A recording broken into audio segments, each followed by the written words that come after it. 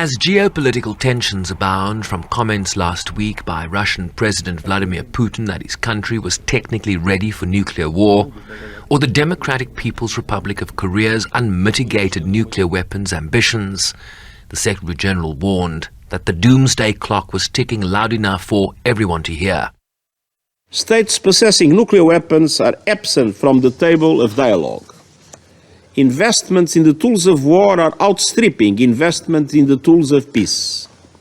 Arms budgets are growing, while diplomacy and development budgets are shrinking.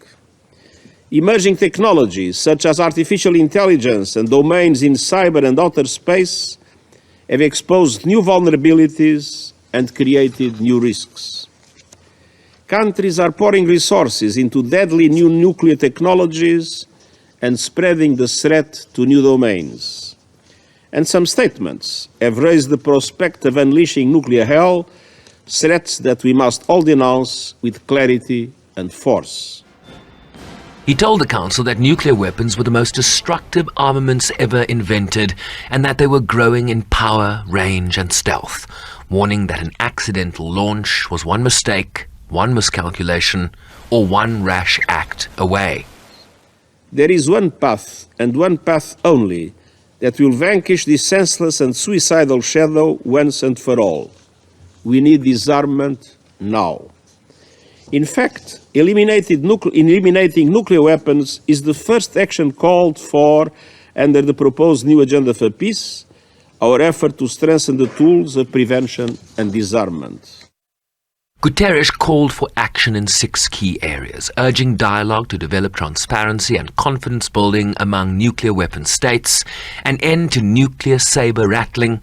He called for nuclear weapon states to reaffirm a moratoria on nuclear testing, for a reaffirmation of the Treaty on Non-Proliferation of Nuclear Weapons, emphasized the need for a joint first-use agreement that no state will be the first to use nuclear weapons, and the urgent need for reducing nuclear weapons stockpiles.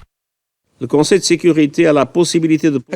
all of these areas, the Security Council has an opportunity to lay down a marker, to look beyond today's divisions and state clearly that living with the existential threat of nuclear weapons is unacceptable. To agree that it is only by working together that the prospect of a nuclear holocaust can be eliminated, and to lead the way to a world free of these instruments of annihilation. It is time.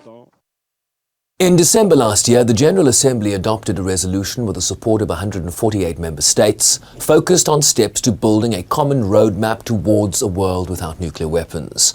The non-binding resolution urges all states, particularly those possessing nuclear weapons, to make every effort to ensure that such weapons are never used again, pending the total elimination of nuclear weapons, and to refrain from any inflammatory rhetoric concerning the use of such weapons, based on the recognition that all states have a shared interest in averting a nuclear war.